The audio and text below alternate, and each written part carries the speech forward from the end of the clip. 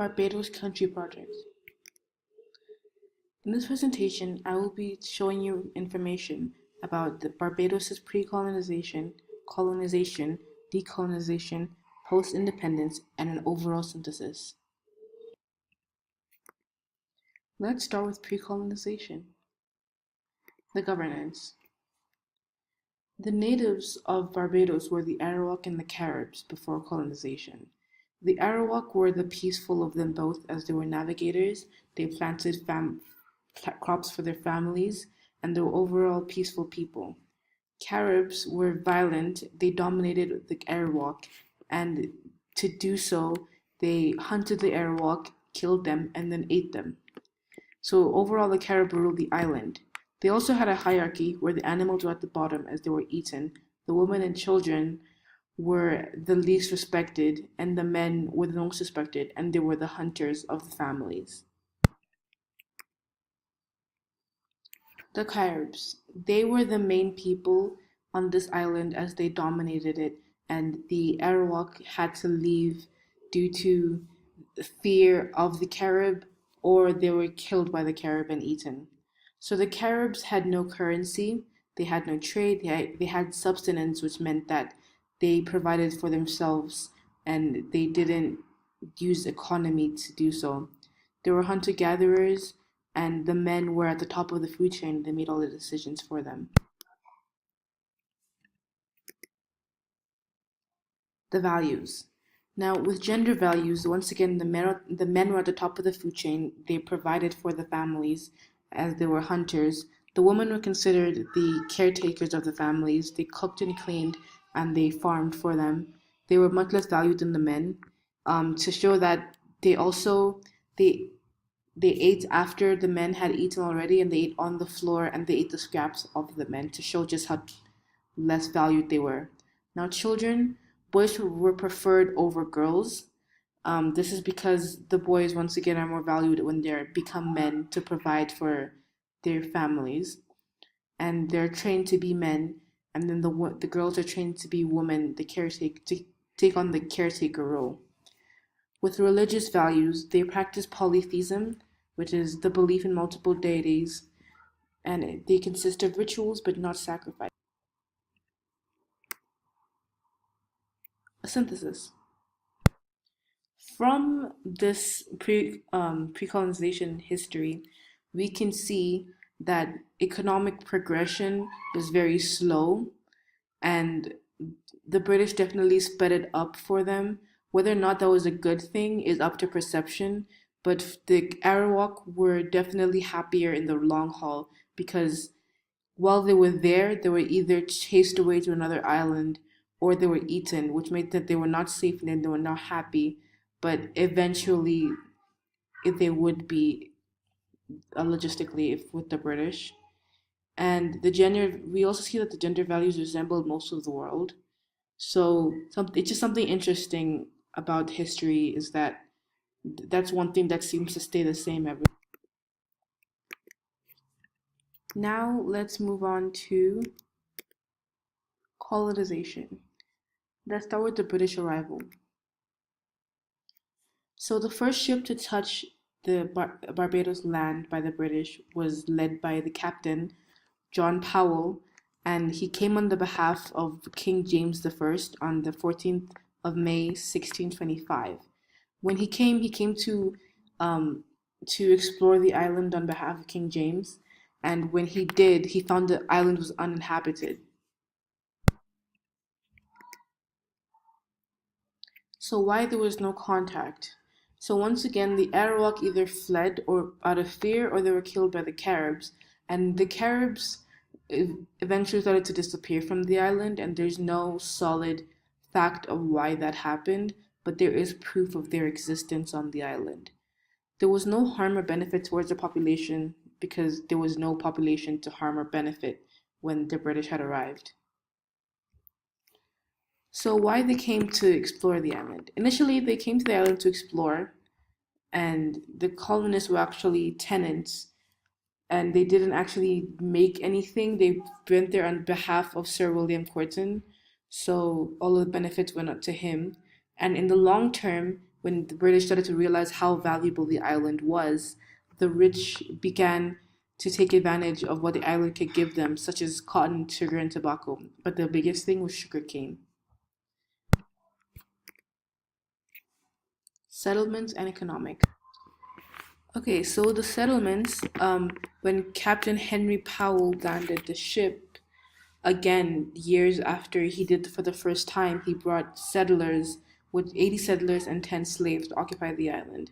Now, as they continued to realize how valuable the island were, more settlers came and it was occupied by the most financially secure people who could take over land and to take advantage of the sugarcane industry. The sugarcane industry was the world's leading sugarcane industry until 1720, and they brought more and more slaves, up to 3 slaves per person.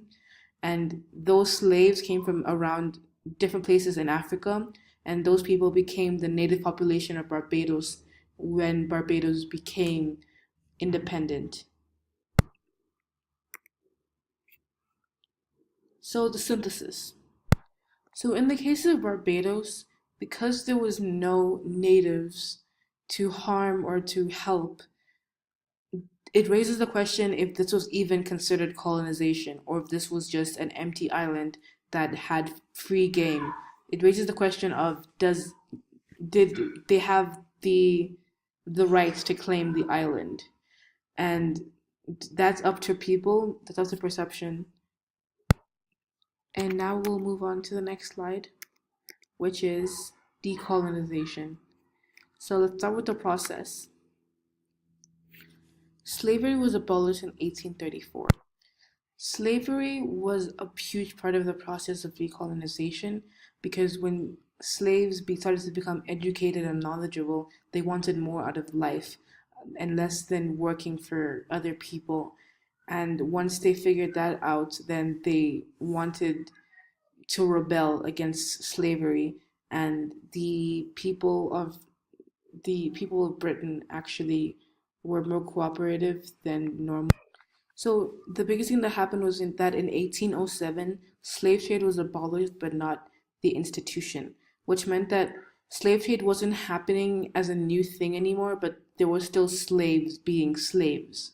So that led to the big slave rebellion because they felt like they're still not getting what they want. They're still not free, and that's when the big slave rebellion occurred, and it was the biggest slave rebellion to occur in Barbados, and there was no violence that occurred in it. These slaves simply drove the owners of homes out of their homes and rebelled. This led to an internal autonomy, which was granted in 1961, and the full dependence that was gained in 1966. Independence. The Independence Day is the 30th of November, 1966. Now, the first leader since independence was Sir Grantley Herbert Adams, and he was from Premier to Prime Minister. This meant that he was actually a leader of Barbados before independence. He continued to be a leader of after independence, and that's why his title was changed from Premier to Prime Minister because the rules of his ministry was different after independence. So the first and current flag is called the Broken Trident. The blue represents the sea, the gold represents the sand, and the trident represents the Neptune and the break from England.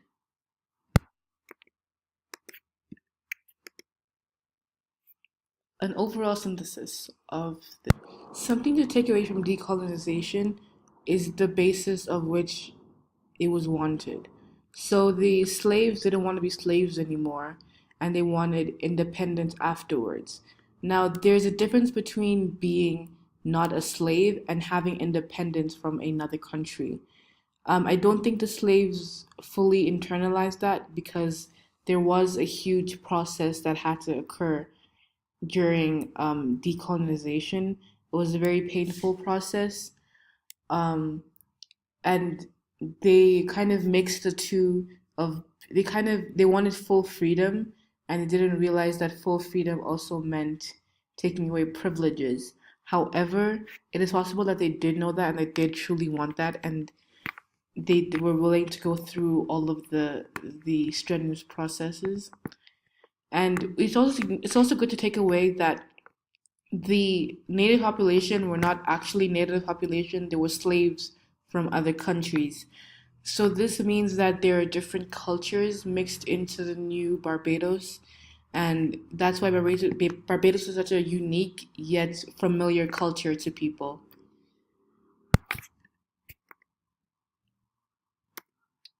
Now, post-independence, governance and economics.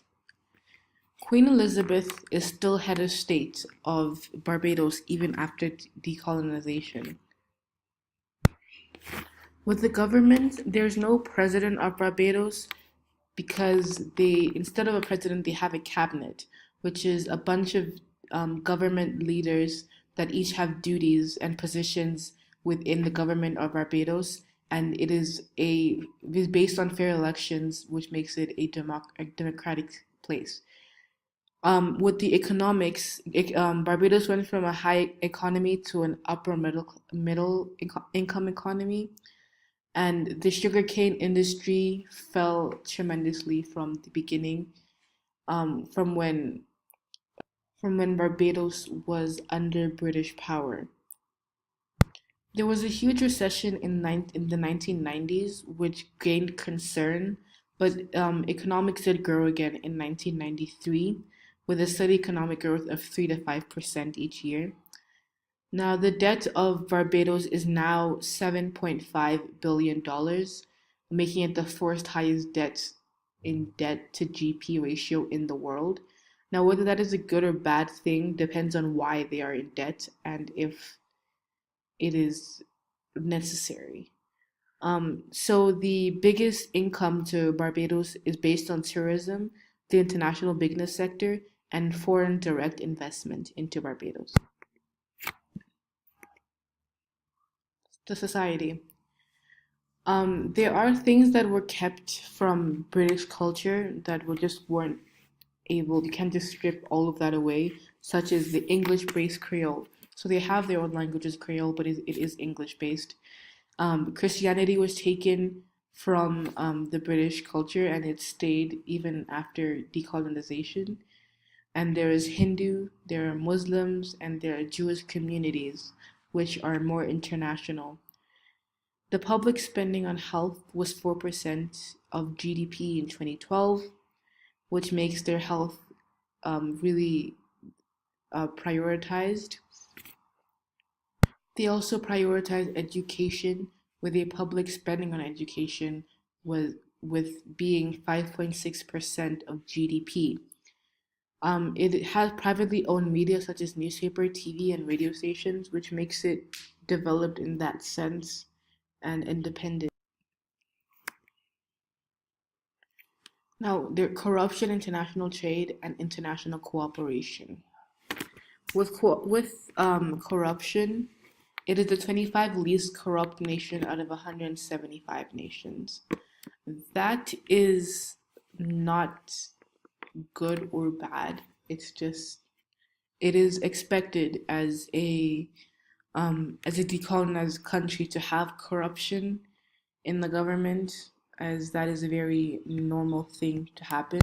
They have an average corruption rank of 21.07, but the outliers were the lowest, which was 2004, um, well, and the highest, which is in 2004 until 2018, of 31, and in 2016 they had a record low of 15. So, with international trade, they have a $1.7 billion negative trade balance. No, they have a negative trade balance of $1.28 billion, and it has at least 10 top export destinations, which means that they have a lot of export destinations, which helps with their economy. And with international cooperation, the EU cooperates with 3.5 million, which goes to the energy sector, and other EU funding ended in 2013. In 2013 and before 2013, there was a lot more EU funding on issues such as education and transport, but today it's all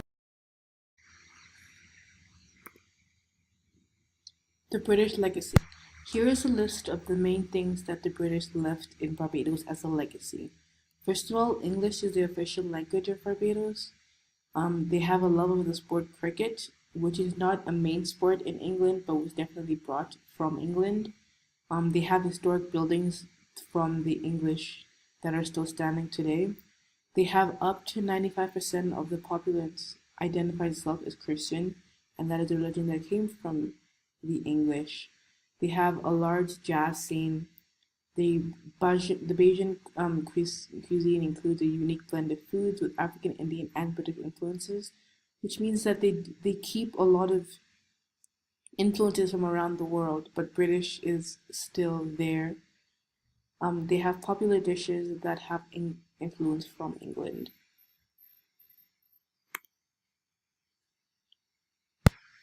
So we see from the legacy that the Barbadians natives they hold on to a lot of British benefits, such as economically.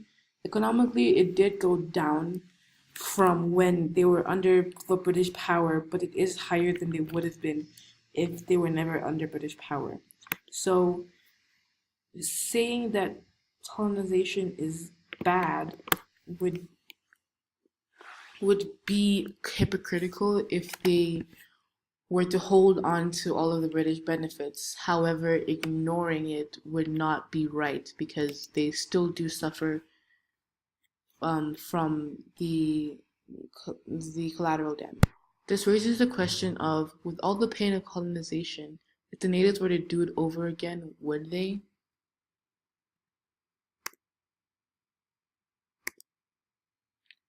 An overall synthesis. So overall, we've seen that colonization is neither good nor bad separately.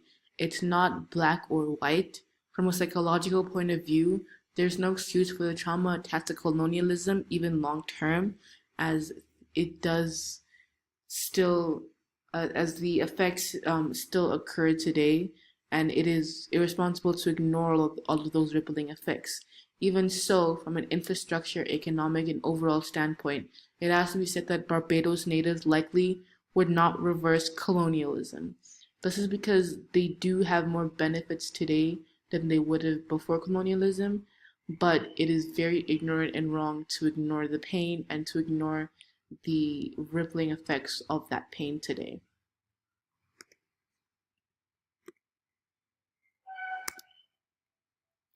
These are my citations.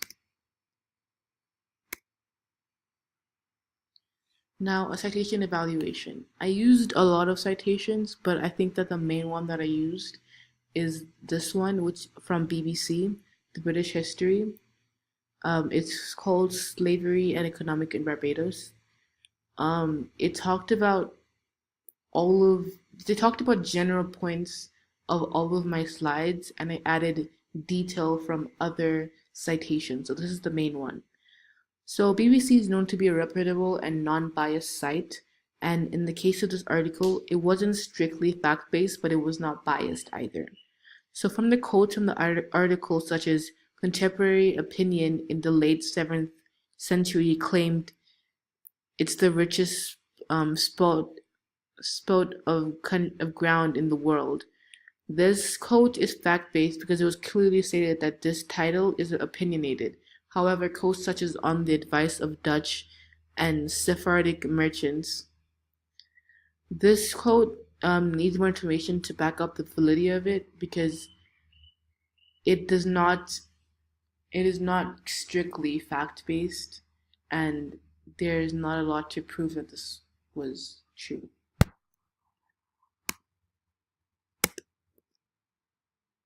And that is the end.